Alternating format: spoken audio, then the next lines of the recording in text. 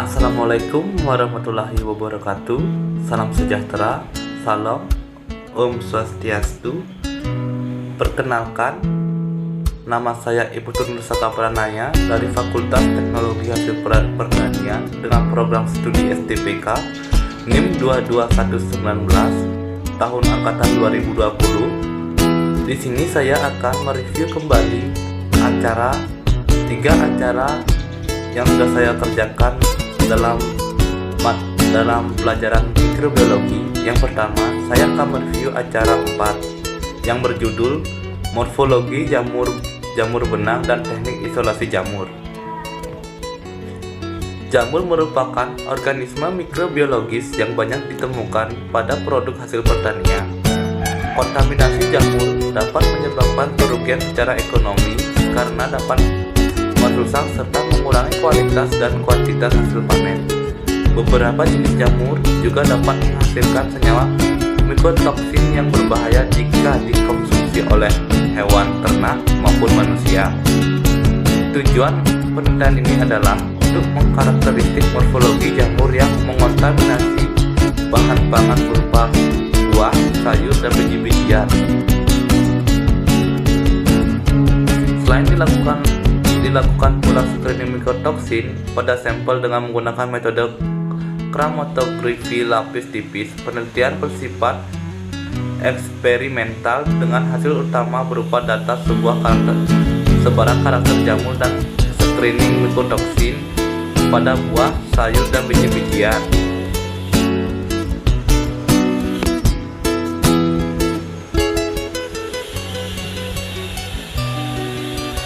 Jamur tidak mempunyai akar, batang, dan sistem pembuluh seperti pada tumbuhan tingkat tinggi.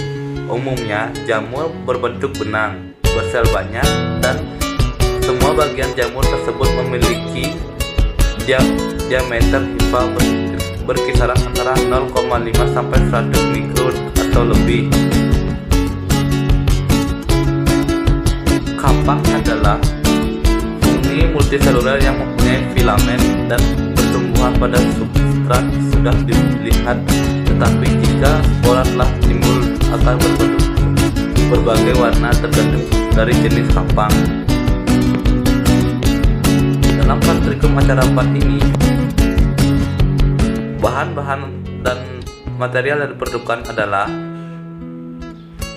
material yang diperlukan tempe dan roti, alat instrumennya busen, lactophenol, gelas benda, gelas preparat, pipet tetes, dan OSE. Prosedur kerja dalam acara 4 ini adalah: yang pertama, teknik isolasi. 1. Menaburkan miselium jamur dari roti dan tempe ke dalam PDA yang telah dituangkan ke dalam petri dish. Kemudian diinkubasi ke dalam inkubator selama 24-48 jam dengan suhu 30-37 derajat Celcius. Yang kedua, morfologi jamur. Pertama, membersihkan gelas benda menggunakan alkohol sampai terbebas dari lemak dan debu, lalu keringkan di atas api busen. Kemudian diambil OSE dan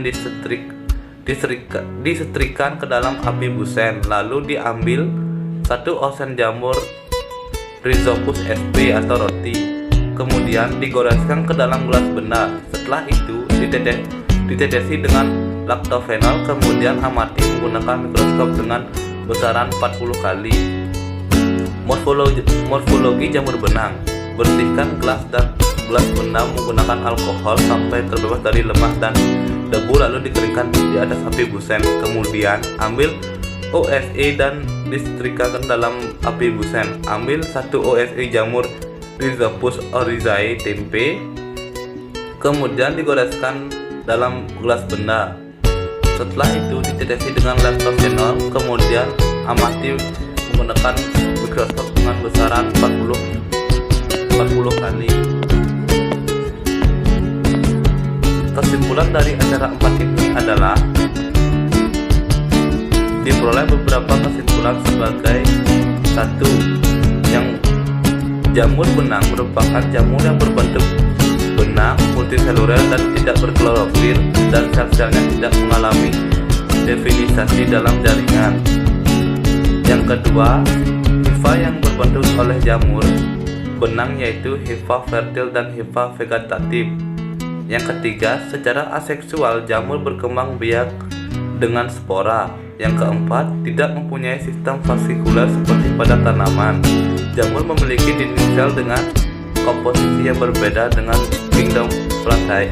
Halo, di sini saya akan mereview kembali acara pertama yang berjudul pembuatan medium dan sterilisasi. Sterilisasi dalam mikrobiologi adalah suatu proses yang mematikan mikroorganisme yang terdapat atau dalam suatu benda. Ada 3 cara utama untuk dipakai dalam sterilisasi, yaitu penggunaan panas, penggunaan bahan kimia, dan penyaringan atau filtrasi. Apabila panas digunakan bersama-sama dengan uap air, maka disebut sterilisasi basah. Bila tanpa kelembapan, maka disebut sterilisasi kering. Dalam melakukan diagnosa mikrobiologi, sterilisasi sangat diutamakan baik alat maupun medianya. Suatu alat dikatakan steril apabila alat atau bahan bebas dari mikroba baik dalam bentuk vegetatif maupun spora. Untuk itu, sebagai pemula penanaman untuk membutuhkan dan pengembangbiakan mikroba diperlukan suatu substrat yang artinya tidak ditumbuhi oleh mikroba lain yang tidak diharapkan agar mikroba dapat tumbuh dan berkembang biak. Medium adalah substansi yang terdiri atas campuran zat-zat makanan yang dipergunakan untuk pemeliharaan dan pertumbuhan mikroorganisme. Mikroorganisme juga merupakan makhluk hidup. Untuk memeliharanya dibutuhkan medium yang harus mengandung semua zat yang diperlukan untuk pertumbuhannya, yaitu antara lain senyawa-senyawa organik, protein, karbohidrat, lemak, mineral, dan vitamin. Medium digunakan untuk melihat gerakan dari suatu gerakan mikroorganisme, apakah bersifat motif atau non-motif. Medium ini ditambahkan bahan pemadat 50%. Bahan-bahan yang digunakan dalam acara pertama ini adalah aquades, air, kertas, nutrien agar, Lactobacillus casei, glass beaker, spatula, hot plate, autoclave, Erlenmeyer, tabung reaksi, micropipet, dan gelas ukur. Cara kerja dalam acara satu ini adalah: yang pertama, pembuatan medium. 1. Siapkan 100 ml aquades ke glass beaker. Tuangkan aquades ke dalam Erlenmeyer. Masukkan MRS biot sebanyak 5 gram. Panaskan selama 15 menit dengan suhu 50 derajat Celcius.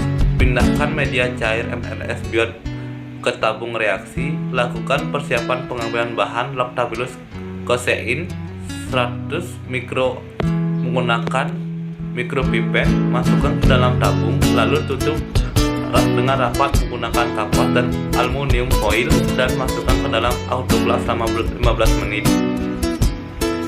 Yang kedua, cara sterilisasi.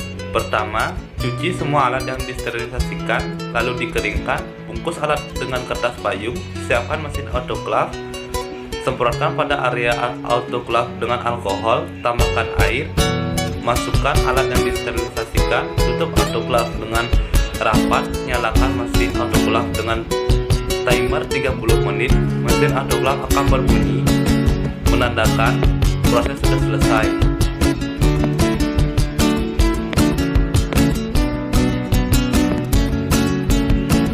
Hasil dari acara yang pertama ini adalah medium MNC, warna awal kuning bening, jenis cair, kuning bening jenis cair, kuning bening jenis cair, dan akhirnya warna kuning bening jenis cair, kuning bening jenis cair, kuning bening jenis cair. Autoclave. Autoclave adalah alat yang digunakan untuk sterilisasi. Autoclave termasuk dalam teknik sterilisasi secara fisika dengan prinsip arus uap dan tekanan. Alat ini sering digunakan dalam teknik pensterilisasi singkat karena tingkat koefisien dan sifat alat yang tidak merusak kandungan dalam media pertumbuhan. Sterilisasi yang dilakukan bertujuan untuk menghindari kontaminasi, yaitu masuknya mikroorganisme yang tidak diinginkan. Dan kesimpulan dari acara pertama ini adalah sterilisasi merupakan proses untuk mematikan semua mikroorganisme hidup. Adanya pertumbuhan mikro menyatakan bahwa pertambahan bakteri masih berlangsung dan tak sempurna.